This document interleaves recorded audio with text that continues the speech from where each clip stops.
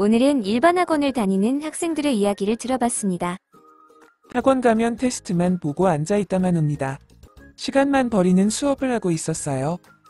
자료를 많이 주긴 주는데 소화를 다 못합니다. 시험을 치러도 점수 몇 점이다 확인만 하고 끝납니다. 틀린 이유를 확인할 길이 없어요.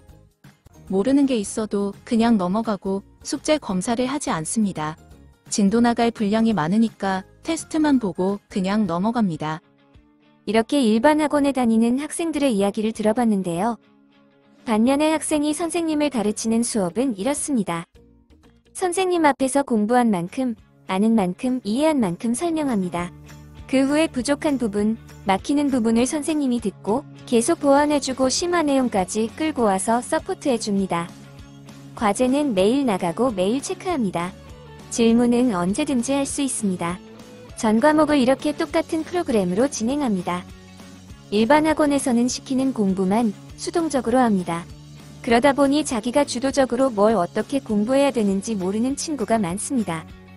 학원에서 시키는 공부만 하다 보니 내게 맞는 자료를 어떻게 찾아야 되는지 모르겠다는 학생이 많습니다. 그러나 수업 방식을 바꾸면 본인에게 맞는 자료를 찾는 방법도 알게 됩니다. 학생이 필요한 자료를 알아서 찾아보고 본인이 분석해서 질문하는데요. 선생님, 제가 분석한 게 맞나요? 질문도 이렇게 변하게 됩니다. 그럼 당연히 진도가 빨리 빠질 수밖에 없습니다. 이렇게 주도적인 학습을 할 수 있도록 선생님이 매일 서포트해 주십니다. 예를 들어 수학 공부법은 혼자 고민하고 혼자 파헤치는 게 익숙한 친구들이 있는데요. 우리나라는 50분 내에 문제를 다 풀어야 되니까 약한 부분이 분명 생깁니다. 이걸 극복하려고 일반 학원에서는 문제양으로 진도를 뺍니다. 1단원 풀었다면 다음은 2단원, 그 다음 3단원. 즉, 이 순서는 보여주기식 공부를 하고 있는 겁니다. 이렇게 하면 틀린 문제를 또 틀리게 됩니다. 그러면 이건 어려운 거다 하고 본인에게 무의식적으로 인식을 시키고 스킵하고 문제양으로 가게 됩니다. 우리나라는 유형으로 문제 푸는 법을 가르칩니다. 그러니까 혼자 고민하고 파헤치는 공부는 맞지 않는다는 겁니다. 그러다 보니 내 몸을 맞지 않는 곳에 맞춰야 되는 오류가 생깁니다. 요즘 트렌드는 내가 옷에 맞추는 게 아니라 옷이 안 맞으면 줄여 입을 수 있고 수선할 수 있어야 됩니다. 우리 학습의 모토는 학생들이 많이 질문하게 하는 겁니다. 질문을 많이 해야 고민도 많이 하거든요. 나는 이해가 안 되는데 해설서에서는 왜 이렇게 풀었을까요? 그럴 때 나의 옷을 맞춰야 되는데요. 그럼 학생들이 질문을 한단 말이죠.